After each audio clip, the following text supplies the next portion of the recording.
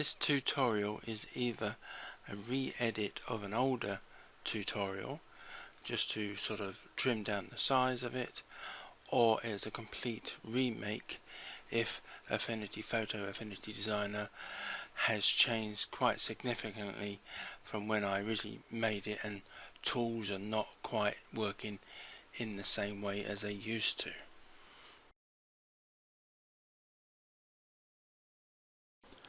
Hello, my name is Carl Surrey. Now this is an adaptation of a Photoshop tutorial which I saw on a cover disc from a magazine I used to get called Digital Photo. This is what I'm going to attempt to try on Affinity Photo, and it is to create a textured portrait like this one here, where the image looks like it's on the wall, along with some extra sort of pattern, be it the floral design on this side or the text on this side. And this is a sort of another variation of the same thing, where instead of text I've got some music and a different floral pattern. So I'm going to sort of try and recreate this, but this time with an image of a man, just to change it, and a different floral pattern and a different image of some music. Now all the images I've used in any of these pictures have all come from Pixabay.com, and the 4 that I'm going to use in this particular video I will add links to in the description for the video. Now this is sort of open and available to Affinity Photo users of any sort of experience, but I'm sort of aiming it more at beginners of photo editing and Affinity Photo, because I'm going to use the different types of patterns, this one being black on white and this one being sort of white on a black background, to sort of demonstrate different blend modes and sort of how they work, and the use of layer masks. So like I said, it is open to people of all experience, but it is mainly aimed at beginners. So let's start this. First of all, you need a wall image, a texture of any sort. It doesn't have to be a wall, but the wall is sort of a bit more interesting as you've got a few cracks and different colours and shades and what have you, and it will make it slightly more interesting than just, I'll say, like a paper texture, which would just be one texture, one colour. And then we have the portrait image that you want to use. Now it is really advisable to have a portrait that has a fairly bland, plain background. Sort of the plainer the better. If you do have any distractions, minor distractions somewhere, clone them out or in-paint them out, and there are various videos that show you how to do this, but this one has there is a slight texture to the background, but it is basically just plain white. So we're going to add this into the layer, the wall layer. Now in the past I've always I would do this by coming up to select all, which is Control and A, then I come to the edit menu and do copy, which is Control and C, go to the wall, the background layer that I want to put it on, and then I'll come down to paste or Control and V. Now in Affinity Photo they've made this slightly easier, because when you have this particular layer open, all you need to do is right click on the layer over here, just do copy, come to the layer you want to put it on, and edit menu, paste. So it cuts out a lot of that selecting, copying, pasting. You can just do copy, paste. It's a lot easier and better in my opinion. Right, So once you have your image in place, just come to the move tool. I'm just going to roughly put this in the center, and I'm going to come to one of the corners, and as you can see the arrow changes to a double-ended arrow, and I'm going to hold down the control key, which will make it stay in proportion as I increase the size, and then just click and drag this out to roughly the size we want it. I'm just going to bring this down so I don't have to worry too much about this bottom edge because it's going off the image. But yes, I think I'll leave. I think I'll just come, in fact I can come right over to the side edge, then I don't have to worry about that edge either. So yes, I quite like that in that position.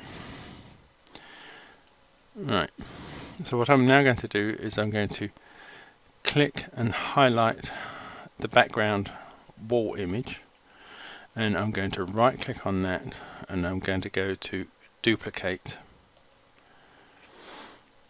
and once that has been made, I'm going to click and drag this above this gentleman's image like so, and thus that will hide that image that is now below it. Now this is where we're going to make our first layer mask. Now a layer mask you can make by clicking on this icon here, which looks a bit like the Japanese flag, a circle within a white square. And when you click on this, it will add the layer mask to the layer that is highlighted, and it will make a white layer mask. Now the white layer mask will allow everything to show through, so that you won't see actually any effect when you click on it. But then you paint black onto the layer mask, and it will hide certain areas so you can see the image that is below it, which is in our case this image of this man. Now you can also add a black layer mask which will hide everything, and then you can paint white onto it to bring back the layer that is on the top. So depending on how much you want to bring in or take away will depend on whether you use a white or a black layer mask. Now I need white layer mask for this tutorial, but I will quickly show you how to make a black layer mask.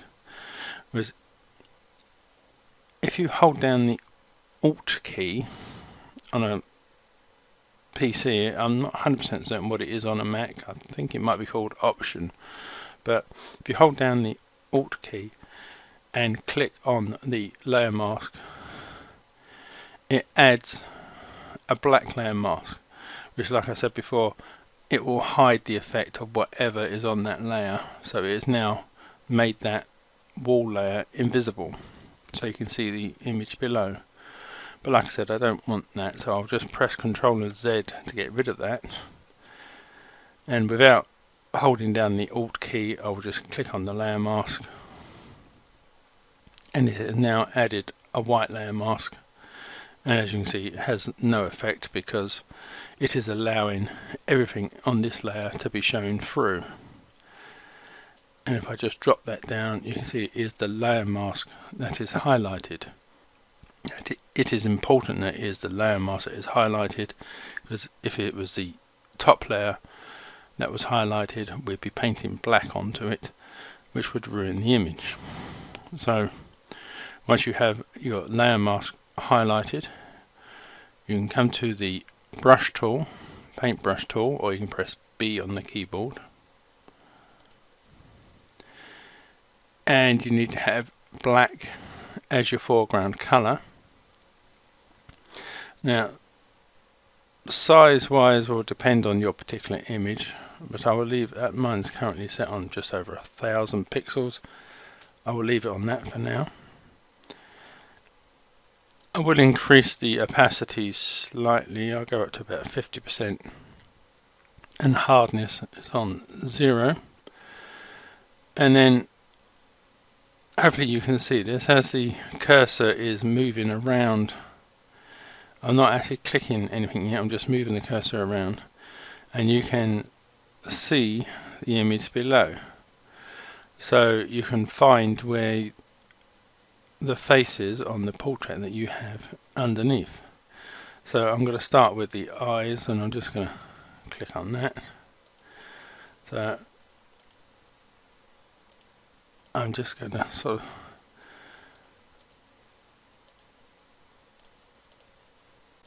of just click around a little bit so I've got a better idea of where this gentleman is. Now I'm going to bring back more of the face than anywhere else, because obviously the face is the focal point. Alright, I've done that at 50%. I'm now going to lower the opacity down around 20-25%, and then just slowly bring back some of the rest of this. Now this is all down to personal taste and really the image that you've selected to use. You don't necessarily want to bring it back all 100%, because then it won't look like it's part of the wall that you are adding it to. Right, I think I will leave that like that. Right, so moving on, we now want to come to our first texture, and I'm going to use this one, which is a sort of medieval floral design. But the main reason why I picked this one, because it was like a white design on the black background. So we can start to look at our first sort of blending modes. So again, I will just right click on that background, click copy, come to back to the image, and come to edit and paste. Now again, I'm going to come to the move tool, hold down the control key in one of the corners, and then just resize and reposition this like so, so it's covering the whole image like that. Right, now because this layer is on the top, it is hiding the image below. So what we want to do now is to change the blending mode of this layer. Now where it says normal here in this layer panel, there's a drop down menu with all sorts of different blending modes. Now many other photo editing program, they put a little dividing line between certain sections of blending modes. They don't do this in Affinity Photo, but it is roughly around the multiply area. These particular blending modes will work best with a white background,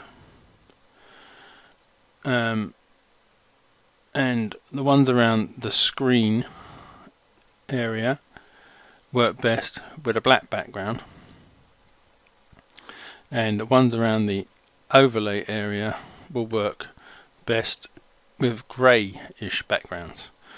But you could try any of these to see which one appeals to your particular taste. But I'm going to go with screen. It will remove all the black from the image, just leaving me this white pattern. So now I'm going to add a layer mask to this newly blended pattern, and again it is the layer mask that is being highlighted. So again I will come to the paintbrush tool.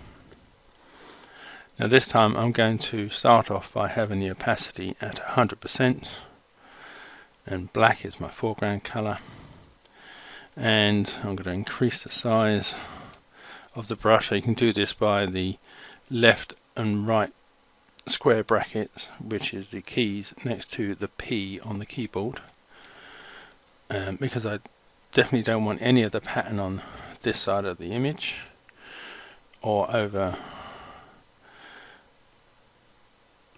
my gentleman here. Now I'll just quickly lower the size down and lower the size down and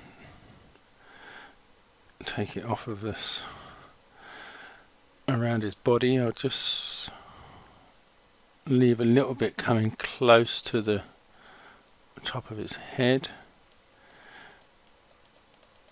Right, now I will quickly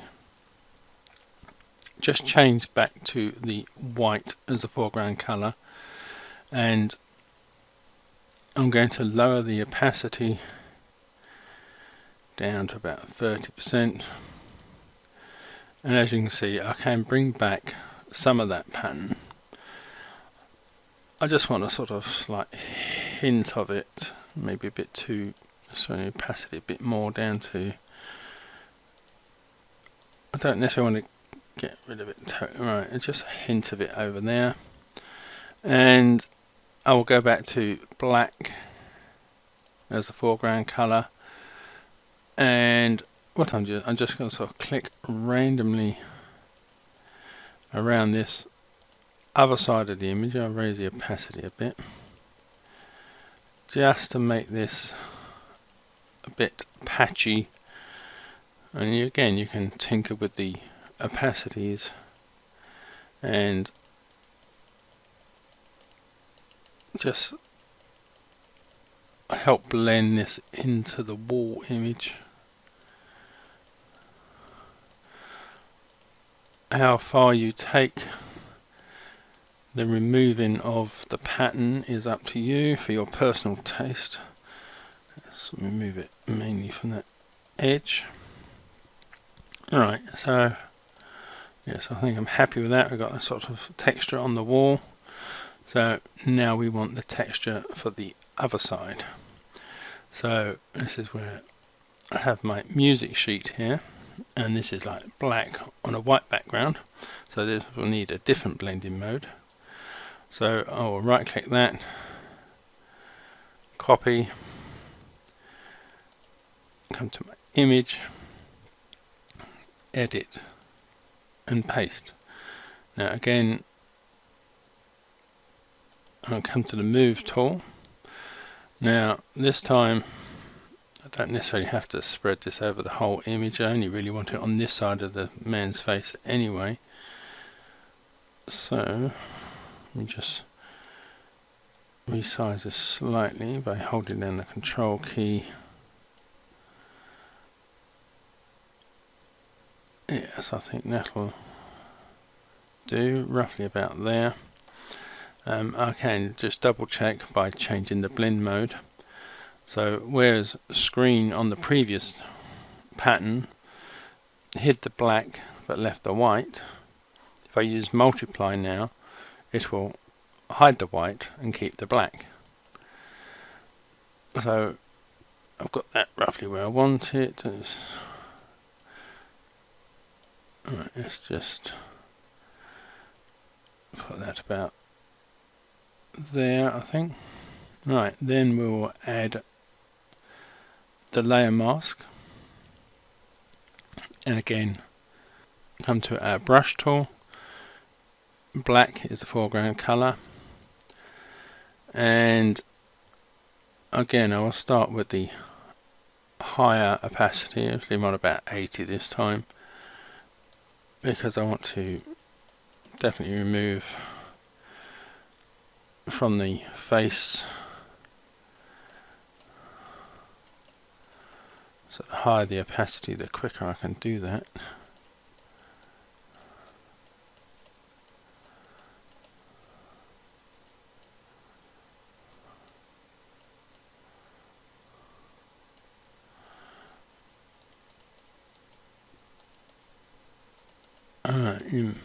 whether you want to sort of blend one half into the other, it depends on how high an opacity you use for your brush.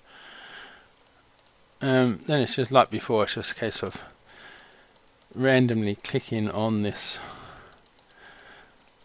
texture at different opacities, so you help sort of blend this in to the wall to make it look more like it is actually on the wall. And like I said, you still have a bit of this white texture that I left behind that is still also there as well, so if you want that to show through better, you can take that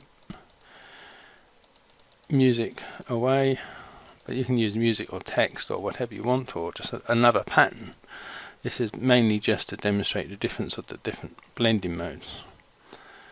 Right, I think we are pretty much near to as much as I want to take off on that. Let me just center that again.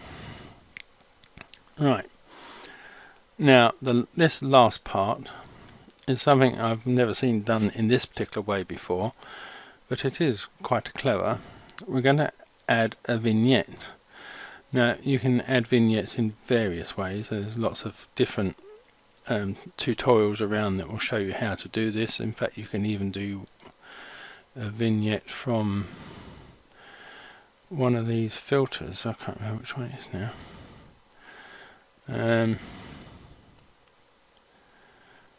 Here we go, vignette. It's on the color menu, so you could do it from that way, but I want to show you this way, which I personally have never seen done like this before. So let me just highlight this top layer to make sure the new layer will go above this. So I'm going to add a new pixel layer, and then I'm going to come to the gradient tool, and the type I'm going to make elliptical. Now it will, I think by default it always makes it this sort of grey colour, but you just need to drag out one of these nodes and then drag out the other one, and then you can see where the center point is. So if you then bring this center point into the center of the image, roughly, it's a just by eye thing, and then I'm going to zoom out so I can see the ends of these handles. I'm going to hold down the shift key so it keeps them nice and straight, and I'm just going to roughly bring them into the edge of the image, then press Ctrl and 0 to resize that back to the center. So now I want to change the color of these nodes. So if you click on this color box here, the color thing will open up, and as you can see, this left hand side one is white, which is currently where the center node is, and the end nodes are grey, which is where the other ends of these nodes are. So as this is the larger node, this is the first color we are going to alter. And if you just click on the color panel here, we can pick whatever color we want. Now the color we want is 50% grey. So all you need to do is to change all of these to 1 to 8. So that is 50% grey in the middle. So if you click and highlight on the other end and then click on the color panel, now we want is another grey, but we need a darker grey, and I'm going to do this by just clicking in 30 on all of these. If all of these are the same color, same number, it will give you a grey. So the lower the number, the darker the grey, and obviously the higher the number, the lighter the grey. I don't want to go for absolute black at the edge, so I'm going to stick with it 128 in the middle and 30 for the outside edges. Now this is where the different blend mode will come into effect, because like I said to you earlier on, the blend modes in and around overlay are best effect on greys. So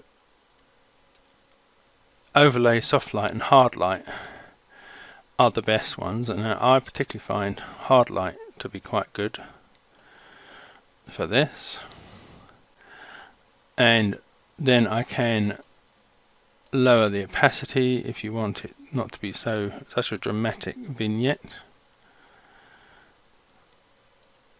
And you can also move the center slider of the gradient tool to increase or decrease how much of the vignette you bring to the image. Right, I think that'll do there, and I think I will leave it at that. Now, one thing I have noticed, I don't know whether other people get this problem, but sometimes when I add things like a new pixel layer and what have you, it doesn't quite go down the edge of the image. I've got a white line appearing, so I'll just quickly use the move tool just to nudge it out slightly wider, and then I don't have that white line coming down the edge there. So that is the end of the tutorial. All you need to do now is to save, either save as, and so you save all the layers as they are, or you can use export and just export the image as you see it. So hopefully this will teach people a bit about blending modes and about using layer masks.